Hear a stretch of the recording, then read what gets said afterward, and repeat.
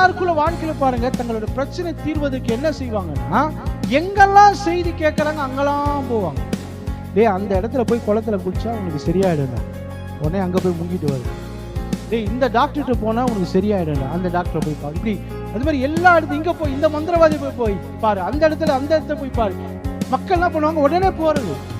ஏன்னா அவங்களுக்கு பிரச்சனைக்கான தீர்வு வேணும். அவங்களுக்கு கடன் பிரச்சனை இருக்காங்க, வியாதி, குடும்பத்துல சமாதானம், 1008 பிரச்சனை மக்கள் ஓடிக்கொண்டு இருக்கிறாங்க. அப்ப தீர்வு வேணும்னு சொல்லிட்டு எங்கெங்கயோ யார் என்ன சொன்னாலும் போயிடுறாங்க. ஆனால் இந்த மனிதன் அப்படிப்பட்டவன் அல்ல.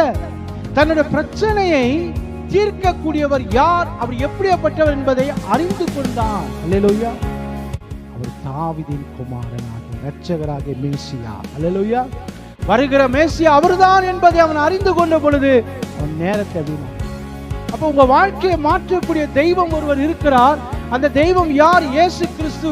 அவர்தான் என்னை மீட்க வந்தவர். எனக்காக தன் ரத்தத்தை சிந்தி 3ஆம் நாள் உயிர்த்தெழுந்தார். அல்லேலூயா. ஏன் அவர் எனக்காக ரத்தம் சிந்தினார்? ஏன் எனக்காக 3ஆம் நாள் உயிர்த்தெழுந்தார்? ஏனெனில் அவர்தான் என்னை உண்டாக்கி உருவாக்கினார். அல்லேலூயா. அவர் உண்டாக்கி உருவாக்கினால தான் அவர் உங்க மேல அக்கறையா இருக்கிறார். அவரால்தான் உங்களுக்காக உயிரை கொடுக்க முடியும். ஏன்னா அவர் மட்டும்தான் பரிசுத்தம் உள்ள தெய்வம். அவருடைய ரத்தம் மட்டும்தான் பரிசுத்தம் உள்ள ரத்தம். அவரால் மட்டும்தான் என்னை விடுதலையாக்க முடியும். பாவ மரணம் என்ற இவையிலிருந்து என்னை விடுதலையாக்கக்கூடியவர் ஆண்டவராக இயேசு கிறிஸ்து என்று பவுல் விசுவாசித்த போது அவன் விடுவிக்கப்பட்டான். குமாரன் விடுதலையாக்கி நம்மையாகவே பரிசுத்தம் உள்ள தெய்வம் அவர் தாவீதின் குமாரன் என்று அறிந்த பொழுது சொல்றான். யார் வராங்க? இயேசு. உடனே சொல்றான், தாவீதின் குமாரனே எனக்கு இறங்கும் என்று சத்தமிட்டு கூப்பிட்டான். அல்லேலூயா. உடனே மக்கள் சும்மா இருந்தாங்களா? இல்ல, குதித்து எழுந்து விட்டார். சத்தம் போடாதன்னு போடுறாங்க. ஆனா இவன் சொல்றான், முன்னிலும் அதிகமாய் சத்தம் போட்டான். அல்லேலூயா. அதுதான் உண்மையாய் கூப்பிடுது.